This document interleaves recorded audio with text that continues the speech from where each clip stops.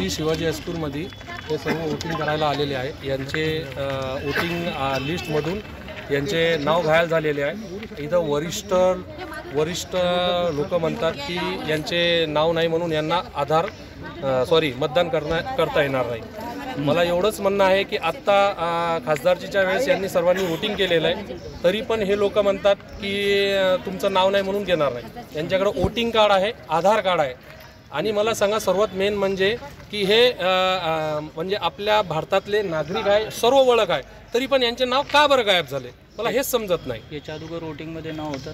हो, याच्या अगोदर वोटिंगमध्ये नाव होतं। आत्ता खासदारकीमध्ये वोटिंग केलेली आहे या लोकांनी। आणि आपण कोण अधिकारीकडे गेले होते त्यांनी हे सांगितलं तुम्हाला? मॅडमचं नाव काय आपल्या त्या मी जे नियुक्ती अधिकारी आहे यांचा दंड अधिकारी, आम्ही तहसीलमध्ये गेलो, त्यांना सांगितलं, ते म्हणले की तुम्ही त्यांच्यावर कारवाई करा ज्यांनी काय केलं। त्यांनी डायरेक्ट सांगितलेलं आहे आम्हाला, आम्ही त्यांना भेटून आलो, त्याच्यानंतरच आम्ही इथं आलो, बाकी काहीच नाही। आता काहींचे याच्यामध्ये बघा, काहींचे नावं आहेत, काहींचे म्हणजे यांनी लोकसभेला पण यांनी हे केलेले आहेत, यांनी लोकसभेला पण मतदान केलेले आहेत, काहींचे यांच्या बऱ्याचपैकी इथे नावं आहेत, लोकसभेला यांनी मतदान केलेले आहेत आणि आता कसं काय गाळा झाले यादीतून नाव?